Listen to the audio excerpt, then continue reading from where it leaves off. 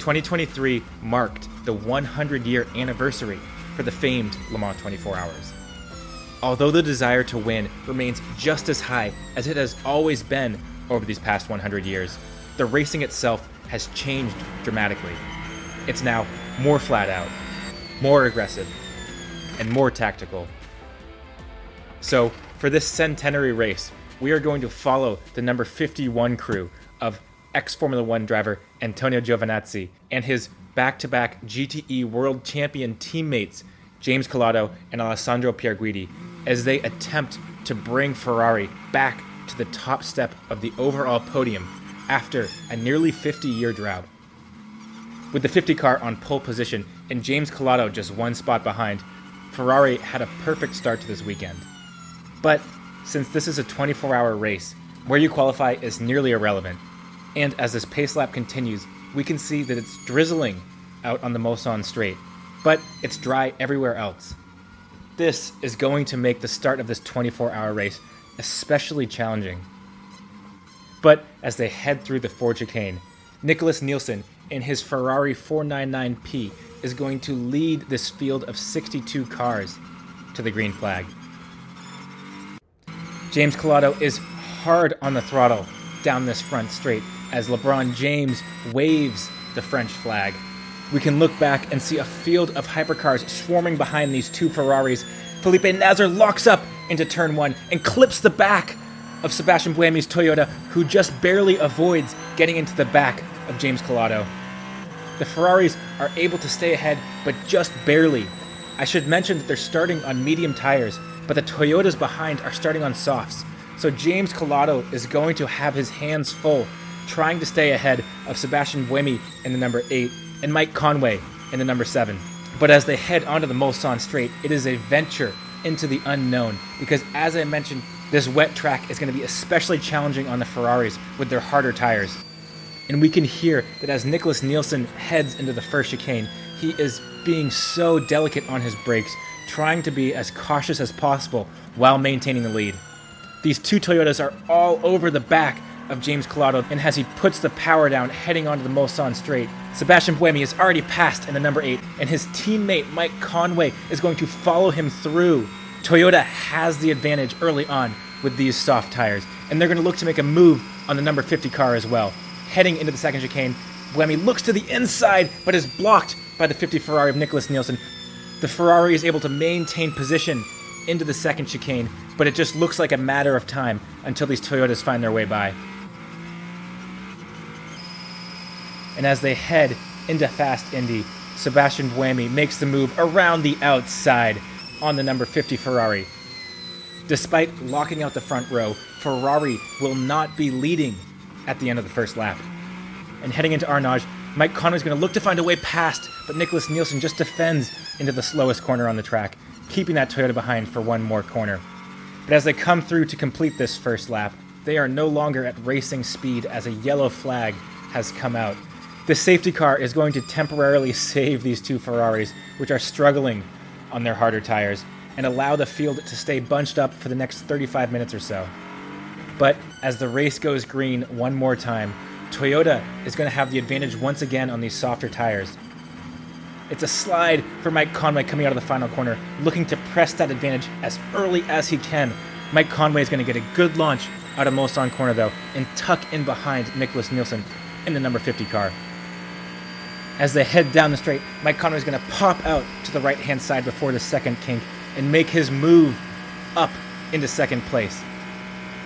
We'll have to wait to see if Ferrari can find more pace as these medium tires heat up.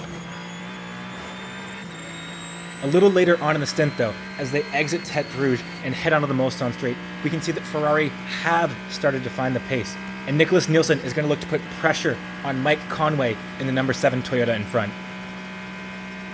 Mike Conway guides his car over to the right-hand side of the track to defend heading into the first chicane. Nicholas Nielsen looks to the outside, but there just is not room. But Conway is deep into this first chicane, pushing that Toyota as hard as he can. Nicholas Nielsen gets the better exit, gets right back in the draft of that Toyota, heading into the second chicane. Once again, Mike Conway's going to defend the inside, but Nicholas Nielsen forces the issue, goes onto the shoulder of the road, and brakes as late as possible up the inside of the Toyota, who brakes later. And Mike Conway, once again, is able to hold position from this number 50 Ferrari behind. All of this fighting, though, is allowing James Calado to catch up in this number 51 Ferrari.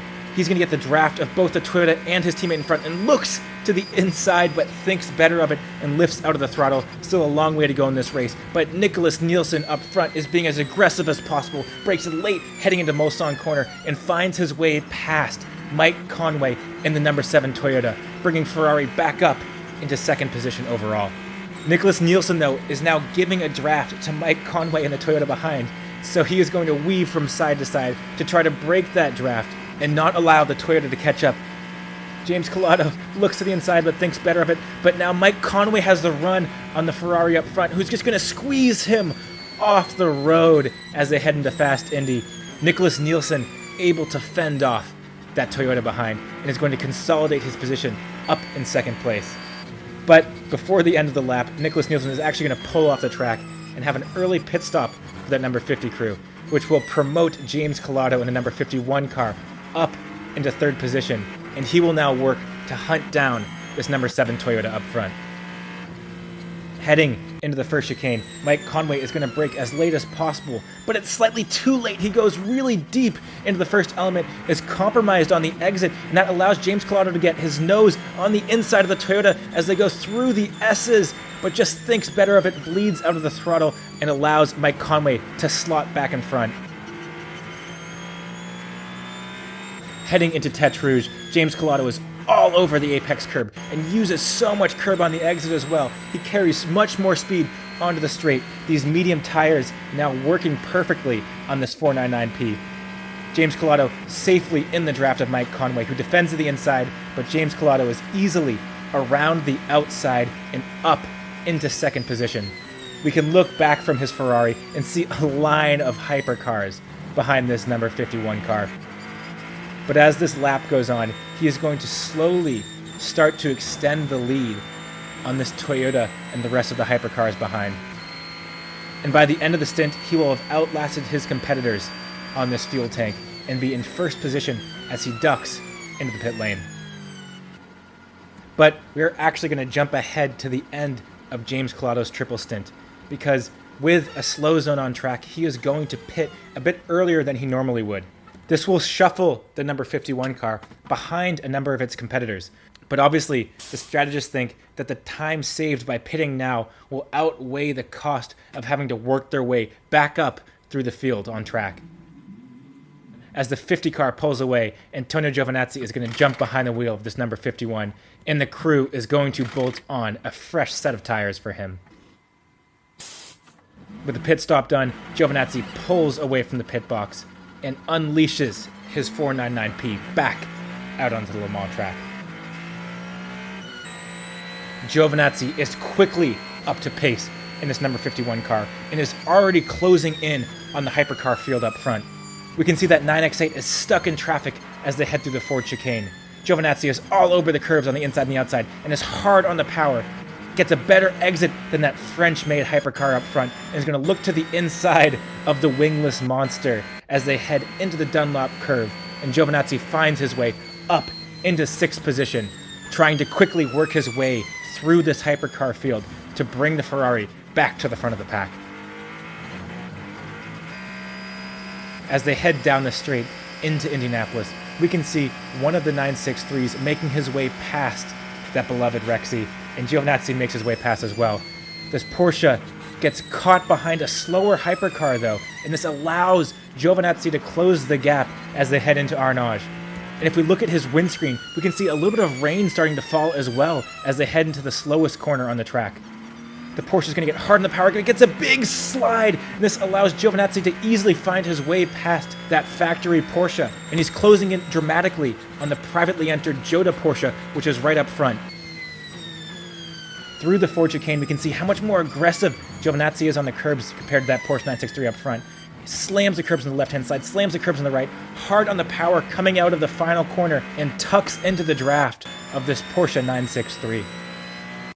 into the Dunlop curve. He's going to look to the inside. The Porsche defends the inside, and Giovinazzi goes around the outside through the Dunlop curves. An aggressive pass brings that ex-Formula One driver up into 4th position. The next time coming out of Arnage and into the Porsche curves, the rain has increased dramatically though. It has become almost undrivable on these dry tires. As he goes through the Porsche curves, he's going to get a big snap of oversteer, and the 94 9X8 is going to slide past up into 3rd position. But with the weather conditions becoming a torrential downpour, that is going to bring out a safety car, and the Ferrari team is going to change from their dry tires onto the wets. Oh, as the lollipop guy barely gets out of the way in time in that number 51 car. It was a long safety car period though, and Ferrari is going to roll the dice again with strategy and bolt on a set of dry tires with this safety car still out on track. This will once again put them to the back of the hypercar field, but with track conditions drying out, it does seem to be a safe bet for them to jump onto these dry tires. And as the race goes green, we can see that immediately 3 hypercars peel off the track to change over to dry tires, just as the Ferraris did. And coming through the Ford chicane, these 2 Ferrari drivers are going to look to put pressure on the hypercars up front of them. The field once again hurdles across the start-finish line and up into the Dunlop curve. Giovinazzi is going to brake as late as possible heading into the chicane, putting pressure on his hypercar teammate up front. He clatters the curb on the left-hand side, clatters the curb on the right. These hypercars nowadays are built so tough. But as they head into Tête Rouge, Miguel Molina is all over the back of this Cadillac up front, who gets a bad run through the corner, but there's a slow Porsche on the exit of Tête Rouge. They're going to go 3 wide around the Porsche. Miguel Molina is going to use the draft of this Cadillac to get ahead and up into 3rd position. Giovinazzi is going to try to follow his teammate through and past the Cadillac. He makes it 3 wide with 2 wheels on the shoulder. We can look from on board the number 50 car and see a Porsche up the inside and passes Giovinazzi, who has to take the runoff through the first chicane. That Porsche from absolutely nowhere, as Molina now gets the better exit coming out of the chicane. The Ferraris are side by side, but Giovinazzi has the draft from the Porsche up front and is going to try to stay ahead of his teammate. Giovinazzi now closing in on the Porsche as they close in on the second chicane. Looks to the inside, 2 wheels on the shoulder once again. He sends it late on the brakes up the inside of the Porsche, goes 2 wheels on the curb and narrowly avoids hitting that Porsche as he slides through the apex. The Porsche gets a big slide on the exit, and now Molina around the outside with a massive snap of oversteer on the exit, once again ahead of Giovinazzi. It is an absolute dogfight for this final step on the podium. And as they head into Fast Indy, we can look up the road and see the Porsche has made it around one of the 9X8s, and the 2 Ferraris are going to look to follow their way past that French-made hypercar. Coming out of slow Indy and into Arnage, Miguel Molina closes the gap.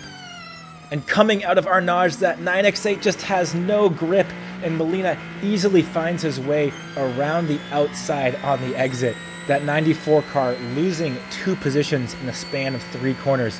Giovinazzi is going to try to make it 3 in the span of 4 as they come into the Porsche curves. Giovinazzi is up the inside of the 9X8, who is struggling on this first green flag lap, and makes it Ferrari 3-4 with the factory Porsche up in 2nd position and the privateer Hertz Jota Porsche up in 1st. Heading into Mulsanne corner, we can see that Dane Cameron in this number 5 Penske Porsche has now fallen behind Miguel Molina in the number 50 Ferrari. Dane Cameron's going to get held up at the apex by this Aston Martin GTE car, and it's going to allow Giovinazzi to close the gap on this number 5 car. Giovinazzi closes in the draft of this Porsche as they head into Fast Indy, but just isn't close enough to go for a move quite yet. Coming through slow Indy and into Arnage, he looks to consolidate the gap once again as this Porsche finds GT traffic through the apex of Arnage. Giovinazzi tucks in as close as he can to this Porsche 963 up front, which is hard on the throttle, passing another Aston Martin GTE car. going down the straight into the Porsche curbs. Giovinazzi looks to the outside, but there's a yellow flag up front. Giovinazzi has to pull out of it, allow Dane Cameron to pass once more, and he's going to settle in behind this Porsche through the slow zone. With the slow zone ending, Giovinazzi is free to once again hunt down this 963 Porsche, which is caught behind a GTE Ferrari as they go through the S's. Giovinazzi is up the inside of that Ferrari, aggressively passing the GTE car as he hunts down this number 5 Porsche. Through Tete Rouge, Giovinazzi is going to hammer the apex curb and use all of the road on the exit as he tries to close the gap on Dane Cameron, this number 5 Porsche, as they haul down the Mulsanne straight into the first chicane. Dane Cameron is as late on the brakes as possible, but slightly too late, slides the rears, locks up, goes wide, and allows Giovinazzi to find his way through up into third position. Now just 2 cars ahead of Giovinazzi, his teammate in the number 50, and that privately entered Jota Porsche, which is surprisingly still leading the race overall. As they head through the Porsche curbs, the number 50 Ferrari up ahead is caught behind a slower LMP2 car. And as they exit the Porsche curves, there's a slow GT car up front. The LMP2 tries to go around the outside. That holds up Molina, who has to slam on the brakes to avoid. Giovinazzi is through past his teammate, but look to the right because that's the Jota Porsche as well. The leader has crashed, leaving debris on the track, and Giovinazzi is through into first position. 2 passes in the span of about 5 seconds for the number 51 car, which now leads the race overall. But despite leading the race, something really surprising is going to happen. Giovinazzi is going to pull to the right-hand side of the road and allow his teammate to pass as they enter the pit lane. We can remember how tight these pit boxes are, and if Giovinazzi had pitted first, it would have blocked his teammate from entering the pit box. So Giovinazzi was actually playing the team game here, giving up the lead of the race so that his teammate could have a clean pit stop.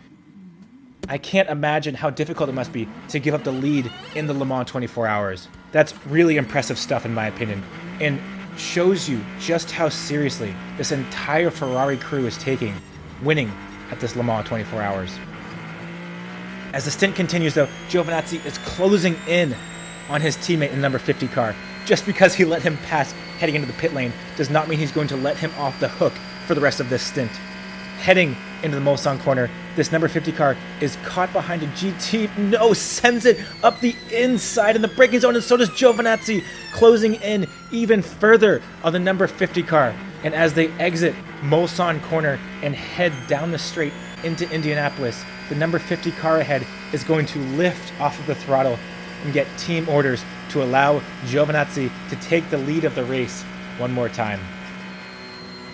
And as day turns to night, this 51 car will continue to lead the race. But despite these fireworks going off in the distance, there is no celebrating for this Ferrari Hypercar team, because they know that at any moment anything could go wrong, and that especially here at night, danger lurks around every corner. And as Calado and Pier Guidi hurdles down the Mulsanne straight into the first chicane, an LMP2 car hits the back of a GTE, and Calado and Pier Guidi spins in avoidance, ending up in the gravel. And as he tries to pull away, we can see that the car is beached. He is stuck and will have to await rescue in order to get back on track. This spin and crash is going to cause a slow zone, and that slow zone causes some confusion as an LMP2 stops, and the number 7 Toyota is hit from behind by a GTE Ferrari.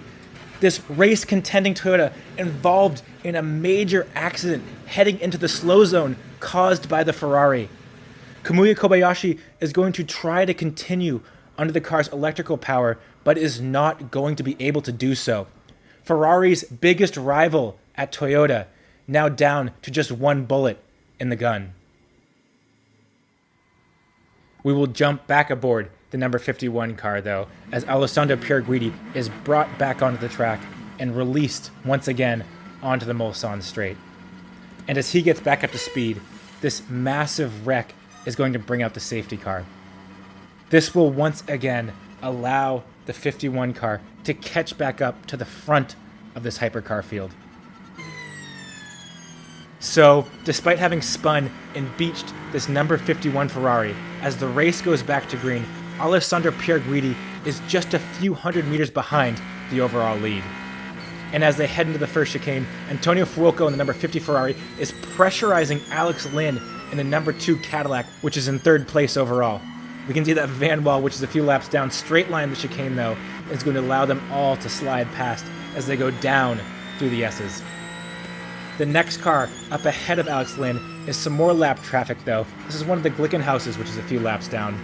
And as they head up into Tête Rouge, Alex Lynn looks up the inside of the Glickenhaus, but there's no room to pass there. He gets held up slightly, and that allows Antonio Fuoco to tuck up behind this Cadillac and get a great draft along this Mulsanne straight.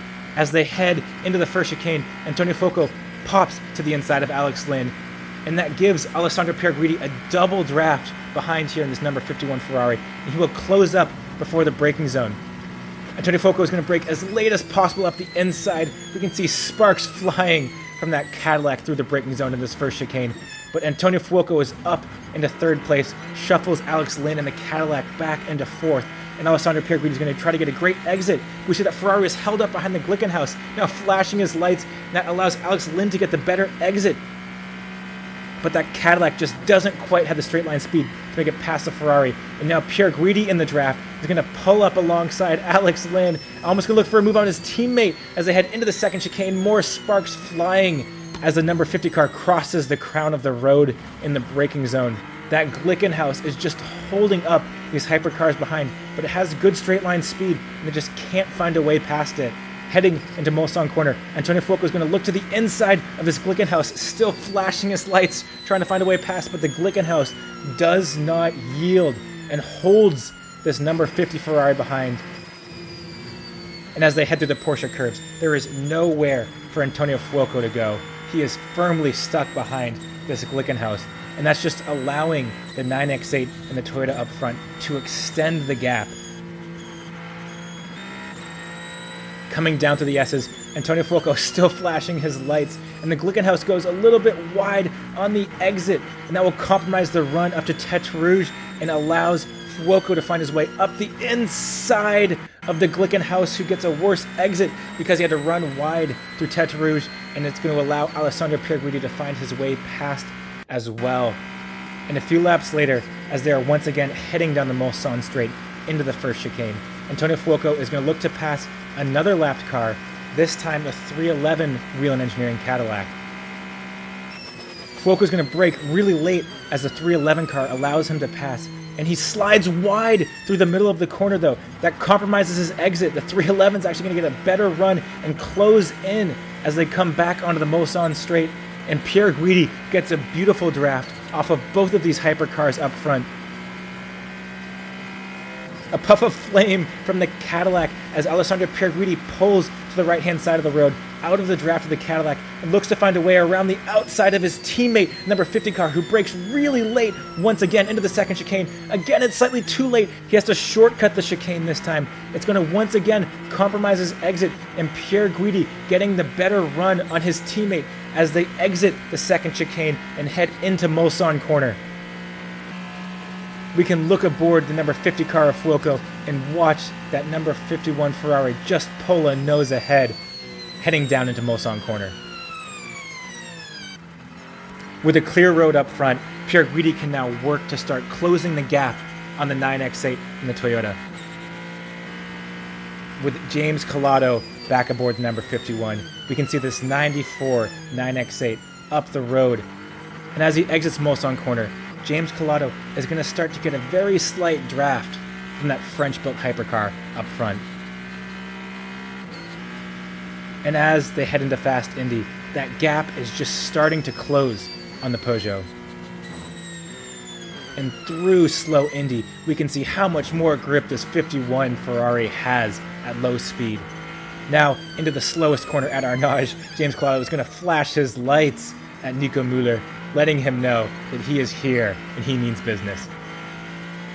And as they head down this little straight into the Porsche curves, this will give us a good chance to see the relative performance of this French-built wingless hypercar compared to the Italian Ferrari. The 9X8 brakes late into the Porsche curves and carries a lot of speed through the first apex, actually extending the gap to James Calado in the Ferrari behind.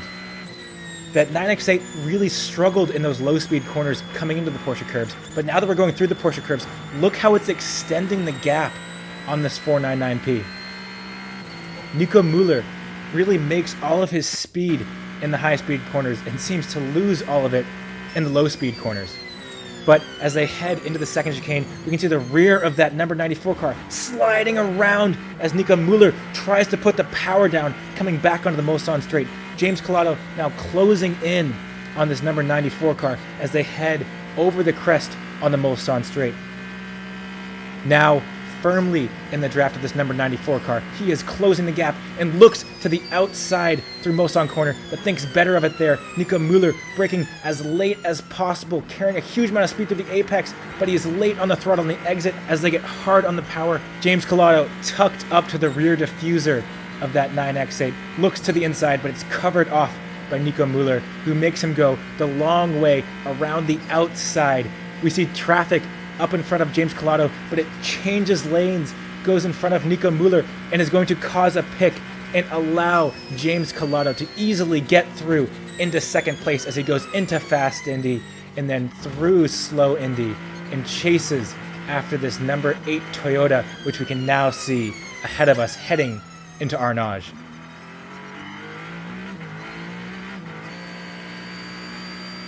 Throughout this entire race, the Toyotas and Ferraris have been so evenly matched, but it does just seem as though, in these cooler temperatures, the Ferrari just has a slight speed advantage over these Toyotas.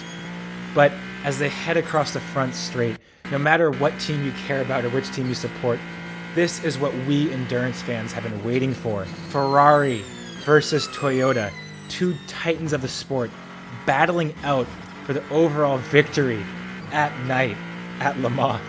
What more could you want? And as they fly down the pitch black Mulsanne straight, only illuminated by their headlights, James Calado just starts to slightly close in on Sebastian Buemi, who's now stuck behind the Garage 56 NASCAR through the first chicane. This is going to allow James Calado to close up, and Buemi's exit is compromised as well behind that NASCAR. He's going to peel to the outside, and the NASCAR is going to have an awkward moment as Calado went to follow Buemi through, and the NASCAR went to follow Buemi as well. They nearly collided on this Mulsanne straight, but Buemi is now weaving from side to side, trying to break the draft of Calado, who flashes his lights to tell him he's not a fan of that.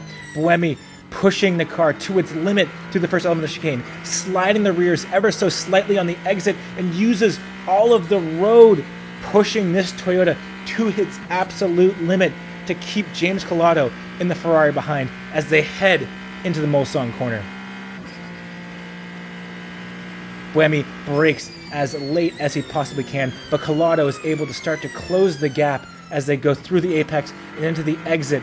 Calado now firmly getting the draft off of this Toyota. But there's a gaggle of traffic up in front. There's an LMP2 car and a GT, and Buemi goes off the road onto the shoulder, kicking up dust to make his way past. James Calado is going to breathe out of the throttle, not being as aggressive as Buemi as they head into fast Indy. That LMP2 car is going to just cut off James Calado, who now flashes his lights at the United Autosport LMP2 car, flashing his lights once again. Buemi now able to build a gap with this LMP2 traffic, and James Calado is going to have to work to close in once again as they head into the Porsche curves. And as they head through the S's, these hypercar drivers have more GT traffic to contend with as James Calado closes up on this 33 Corvette, and Sebastian Buemi closes in on the Iron Dames Porsche as he goes up the inside of both of these GT cars through Tete Rouge. That Ferrari having to go wide to avoid making contact, and James Calado is going to have to lift out of the throttle to avoid hitting the back of that Iron Dames Porsche. Sebastian Buemi is taking massive risks in that Toyota, trying everything he possibly can to stay ahead of James Calado in this Ferrari. Into the braking zone for the first chicane one more time, and it is deja vu all over again as Sebastian Buemi is caught behind this NASCAR. His exit is once again compromised as he has to pinch to the inside to get around this Camaro. James Calado is going to pull over early to avoid any confusion with this NASCAR, and Buemi once again is going to start weaving up front to break the draft of James Calado and to do anything he can to stay ahead of this Ferrari. But as they head into the Porsche curves, James Calado is going to look to close the gap on this Toyota because these two cars are at the end of their stint and both need a pit stop. And the closer he can be to this Toyota, the better chance they have at passing this number 8 car in the pits. James Calado all over the curb on the inside and uses all of the road on the outside through the exit of the Porsche curves. And the number 8 Toyota is going to dive into the pit lane, and so does this number 51 Ferrari. They brake as late as possible through this little chicane, re-accelerate again, and then slam on the brakes one more time as they hit the pit lane speed limiter. And Sebastian Buemi pulls into his number 8 Toyota's pit box. James Calado falling in short order in his 51 pit box as well. This pit stop is going to be fuel only for the number 51 car, and as soon as that fueling is done, they pull the nozzle. James Calado peels away, and with the Toyota needing a fresh set of Michelin tires, this is going to put the number 51 Ferrari back into the lead of the race. But as this stint continues, that number 8 Toyota is pumping in fast laps behind this number 51 Ferrari, and a Porsche GT car is sent wide through the S's. James Calado tries to go around the outside, but the Porsche just squeezes him. And as they go through Tete Rouge, James Calado is stuck behind this slow GTE car. He finally gets hard on the power as they get on the Mulsanne straight, but the damage has been done. And if we look to the left of James Calado, we can see an additional pair of headlights illuminating the road. Those headlights become a nose, a front wheel, and the number 8 Toyota, which takes over the overall lead once again from this number 51 Ferrari. Heading into the first chicane, James Calado is pushing this car as hard as he can to stay with that number 8 Toyota. But as the stint goes on, that Toyota will just ever so slightly begin to pull away. But as night turns into dawn, Antonio Giovinazzi and Alessandro Pier Guidi continue to push this number 51 Ferrari to try to catch up to this number 8 Toyota. And as dawn finally breaks, we can look up the road and see Ryo Hirakawa in that number 8 Toyota just ahead of this number 51 Ferrari. These two endurance racing juggernauts pushing flat out for overall honors at the Le Mans 24 Hours. Heading into Mulsanne Corner, we can see that Ryo Hirakawa, who was once a little dot on the screen, is now appearing larger. And as he is stuck behind a GT car, Alessandro Pier Guidi closes the gap even further on this number 8 Toyota.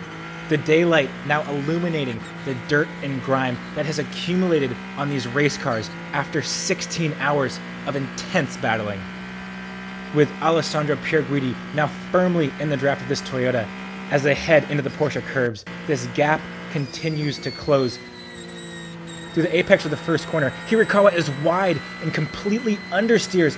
Pier Guidi now closes the gap dramatically through these high-speed corners. That Toyota is hurting for grip as he goes through the final element of the Porsche curves. And as these two cars prepare for a pit stop, I'll admit that I buried the lead a little bit because that Toyota has suffered a bit of front-end damage and lost some front-end downforce, which is why it was understeering so much through those Porsche curves. So as Ryo Hirakawa pulls into his pit box, the Toyota crew will have to replace the nose of that number 8 car. And as Pier Guidi pulls into his pit box, he will jump out and allow James Calado to jump in to this number 51 Ferrari. And with the driver change complete, the door closed, James Calado will get a fresh set of tires and then peel away from the pits in this number 51 Ferrari to once again retake the overall lead after nearly 16 hours of battling. With that issue for the number 8 Toyota, Ferrari is now firmly in the lead of this centenary 24 Hours of Le Mans. And that is the way this epic battle would end. With 0 minutes on the clock, Alessandro Pier Guidi will filter through the Ford chicane one last time and pull onto the front straight to give Ferrari their first overall victory since 1965 and win the 100th anniversary of the 24 Hours of Le Mans. It is such a well-deserved win for this crew, team, and car. And it's a win that will surely make the Tifosi proud as well. Anyways, if you guys made it this far, I want to thank you so much for watching, so much for all the love, so much for all the support. It really, really means a lot to me. I love you guys as well, and I will see you next time.